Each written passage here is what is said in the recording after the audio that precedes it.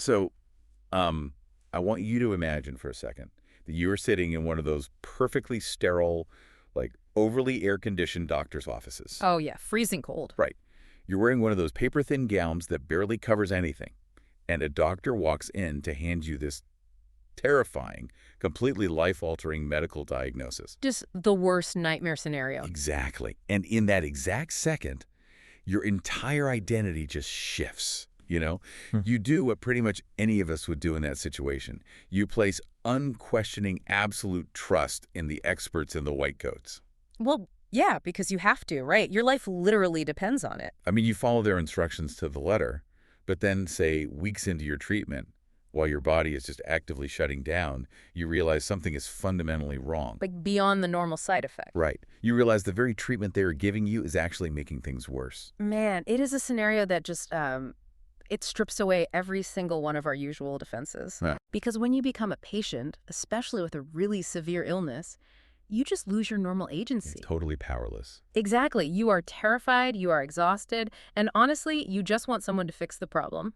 So, you rely entirely on a medical system that holds all the cards, all the data, and all the specialized knowledge. And that deeply vulnerable state is exactly where our deep dive today begins. It's a heavy starting point, but a really important one. It is. We are exploring this really striking book excerpt that was published in the AI World Journal on May 25th, 2026. The piece is from a book called How AI Changed My Life, and it's by Sydney Armani. Such an incredible read, by the way. Oh, absolutely. Yeah. So our mission today is to look at how one patient's medical crisis and their subsequent discovery of artificial intelligence tools entirely flip the script on how we talk about technology. Right, because the conversation usually goes in a very different direction. Exactly. We are finally moving away from that tired, repetitive question of, will AI take my job? Yeah. To something much more urgent.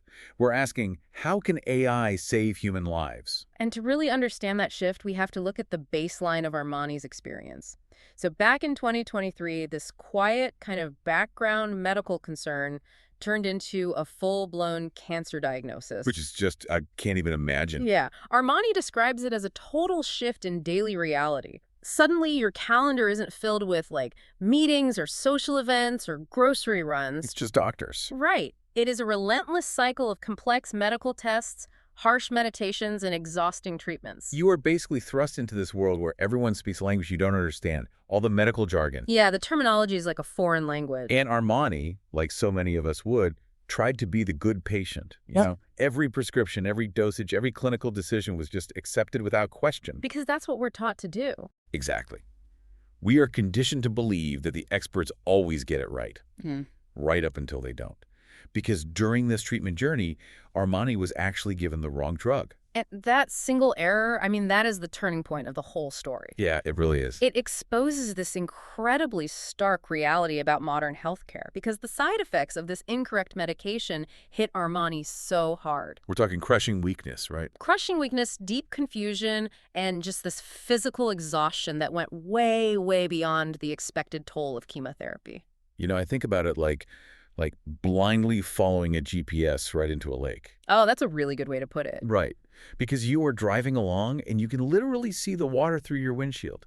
You can see the pavement ending. But the digital voice is so confident. Exactly. The confident digital voice is telling you to just proceed straight. And we are so conditioned to believe that the system has access to a broader, more accurate map than our own senses do, that we literally ignore our own eyes. We ignore the water. Yeah. Armani was feeling the water seeping into the car and realized, wait, I have to grab the steering wheel. But, why is it so hard to do that in the moment? Why do patients just ignore the water? Well, it comes down to systemic conditioning, really, and the whole authority dynamic that's just built into hospitals. It's very intimidating. Oh, incredibly. Self-advocacy is so difficult when you are physically weakened. You are interacting with a highly credentialed expert, wearing a lab coat, speaking in complex terminology. They have the degree on the wall. Right. The system essentially tells the patient, look, you don't have the medical degree to question this pain. This is just part of the process.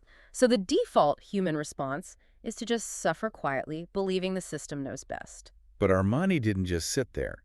Instead of accepting the suffering, Armani started digging. Which took an incredible amount of energy they barely had. Seriously. diving into the prescribed medications, the specific lab results, just desperately trying to understand what was actually happening. And that search led to this completely unexpected lifeline. The AI boom. Yes, the public explosion of tools like ChatGPT. Yeah, but the mechanics of how Armani used this technology are really crucial to understand here. Armani did not use AI to self-diagnose. Okay, here's where it gets really interesting. Because I have to push back here for a second on behalf of everyone listening. Go for it. Wait, isn't typing your symptoms into a computer exactly what doctors warn us not to do? I mean, we've all been there, right? The classic midnight internet search. Exactly. You have a slight headache, you tumble down a terrifying WebMD rabbit hole, and like 5 minutes later, you are totally convinced you have a rare, incurable disease. We have all done it. How is what Armani did any different from that kind of panic-inducing internet search? And beyond that, we know these AI models can hallucinate, right? They confidently invent information. Isn't relying on a chatbot for cancer treatment just incredibly dangerous? What's fascinating here is the difference between open-ended generation and bounded translation. Okay, what does that mean in normal terms? So, searching the internet for a diagnosis induces panic because you are asking a search engine to basically guess a condition based on a super vague symptom, like your headache. Right, and it naturally surfaces the worst-case scenarios for clicks. Exactly. It shows you the scariest stuff. But Armani wasn't asking the AI to guess an illness. Armani already had the specific clinical data. So, treating it less like a magic 8-ball and more like a calculator. That's spot on. Armani was feeding the AI highly structured existing data.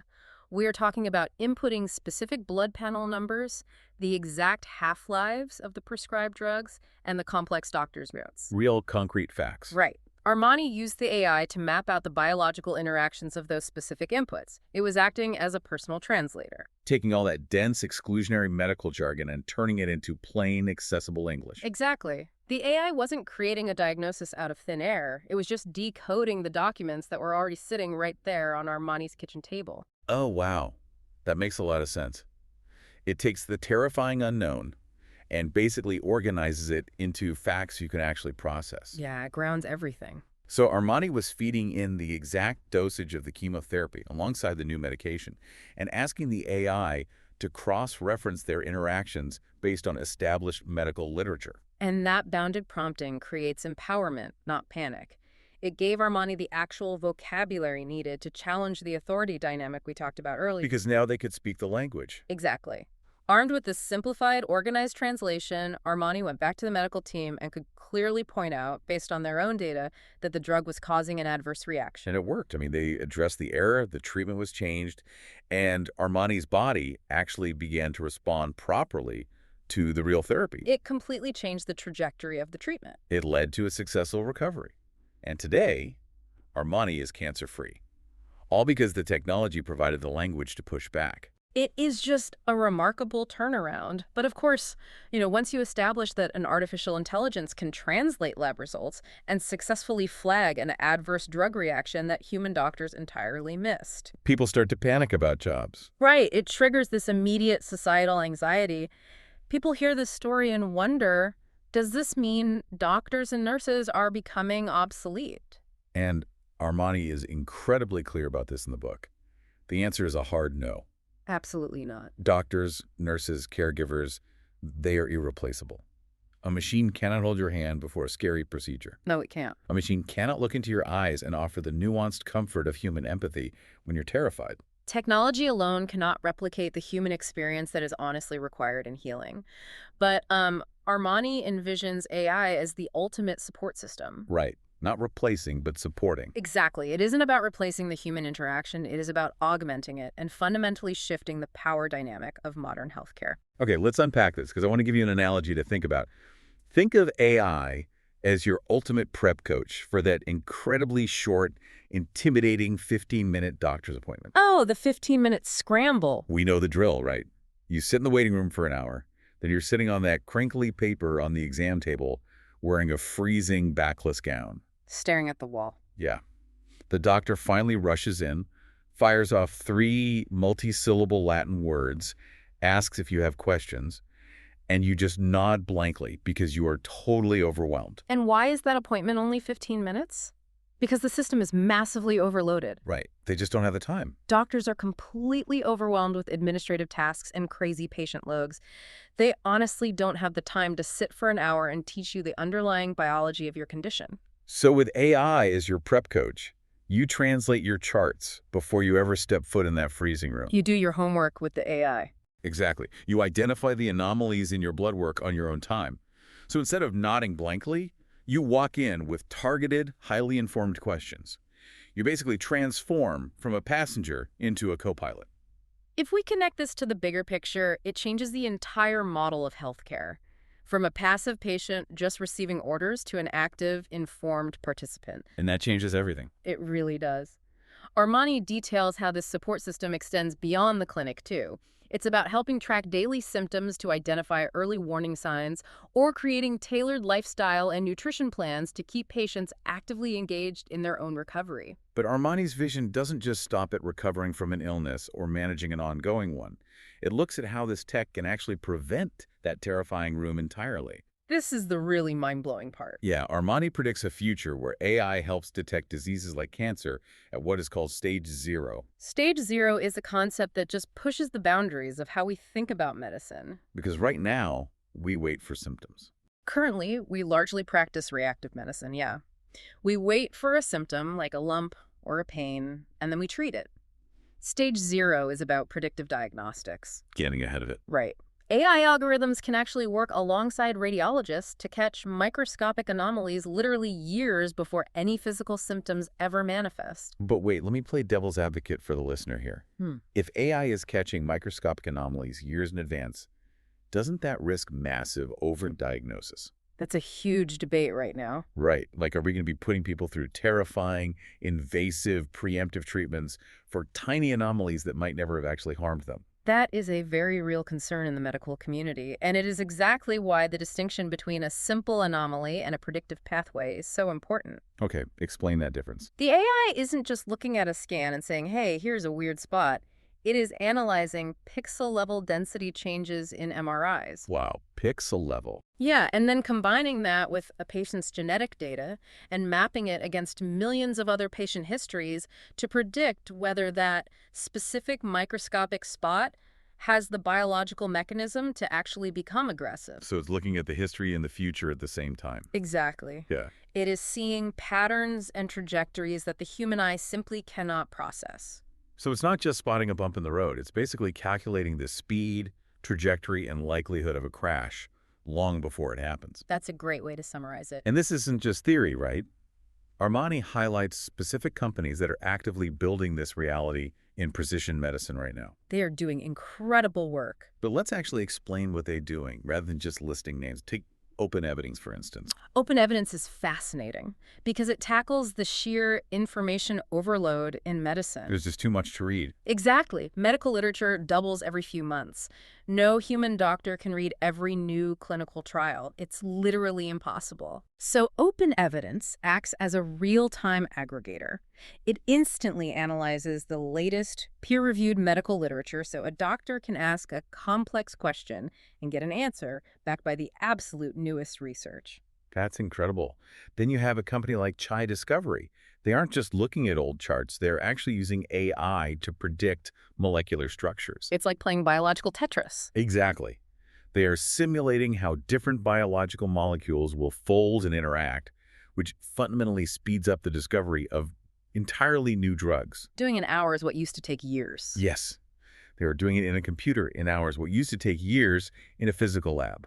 And finally, Armani talks about Natera, which focuses on cell-free DNA testing. This one sounds like science fiction. It really does. This is technology that looks for microscopic fragments of tumor DNA just floating in the bloodstream. Like leaving a footprint. Right. It allows for the detection of cancer recurrences long before a tumor is large enough to show up on a traditional scan. So if the first part of Armani's story was about realizing the GPS was driving you into a lake, yeah, this stage 0 technology is about the AI analyzing the road conditions 100 miles ahead so you never even get near the water. Precisely. And realizing the power of this technology completely altered Armani's life trajectory. Surviving cancer forged a totally new global mission. Armani took all that fear, all that vulnerability, and turned it into action. Armani founded the AI World Media Group. Which is doing amazing work. It is. It includes platforms like the AI World Journal, 101 AI World, and the Rex AI Agent. And the goal here is brilliant. Because it's not for the elite. Right. It isn't to talk to Silicon Valley engineers or high-level developers. It is to educate ordinary people, teachers, parents, small business owners. People who just want to understand how to use this stuff. Exactly. People who want to know how to use this technology to improve their daily lives. It evolved from a personal, desperate search for answers in the middle of the night into a global mission to demystify technology. And now Armani travels and speaks at conferences all over the world. Standing on stage, not just as a tech founder, but as someone who survived cancer by leveraging these exact tools. So what does this all mean? Well, Armani points out this incredible irony about those public speaking events. The Q&A sessions, right? Yeah. During the Q&A sessions, inevitably, the very first question from the audience is always, is AI going to take over our jobs? Every single time. Every time. And there is Armani, a living, breathing testament to survival, looking out at the crowd, answering that while the economy will definitely shift, the true purpose of this technology, like its highest calling, is human empowerment and saving lives. This raises an important question about how we fundamentally view innovation. How so? The philosophical takeaway from Armani's journey is that technology is not inherently cold or distant. We often project our own anxieties onto it. We definitely do. But when placed in the hands of everyday people and combined with human compassion, it actually brings hope to the darkest places. Armani proved that knowledge itself, when made accessible, is powerful medicine. Armani's upcoming book, How AI Changed My Life, serves as a complete testament to that idea. Highly recommend everyone checks it out. For sure. It takes you through the entire journey, from the extreme vulnerability of a medical crisis and a systemic error, to discovering the tools to translate the jargon and ultimately finding a second chance at life. It's a very powerful narrative. It's a story about proving that even when you feel entirely powerless, you can still grab the wheel. It is a reminder that we really cannot let the fear of the unknown blind us to the tools that can actually help us. Yeah. AI leveled the playing field for Armani. It took a massive, intimidating, walled-off system and made it legible for a highly vulnerable person. Which leaves us with a final thought for you to mull over today. The big takeaway. In this deep dive, we saw how AI can act as a personal translator to empower a patient navigating the labyrinth of modern healthcare. But think about your own life. Outside the hospital. Right. We spend so much time worrying about the dystopian elements of technology, but what other intimidating walled-off institutions do you interact with that AI could help you conquer next? It is such an empowering way to look at it. It really is. Whether it is the legal system with its endless contracts, complex tax and financial institutions, or even just the bureaucratic maze of your local government. All those systems rely on dense jargon to maintain their authority. Exactly. Knowledge is only powerful when it is understood. If Armani can use an AI translator to survive a medical nightmare, how could you use it to translate the complex systems in your own life? How could it change your daily struggles? Right. How could it turn you from a passive participant into an empowered advocate? The next time you find yourself blindly following the GPS into a lake, whether it's a doctor, a lawyer, or a mechanic telling you to just trust them, remember Sydney Armani's story. Grab the wheel. Exactly. You don't have to just sit there and let the water rush in. You have the tools to read the map for yourself, grab the steering wheel, and find your own way forward.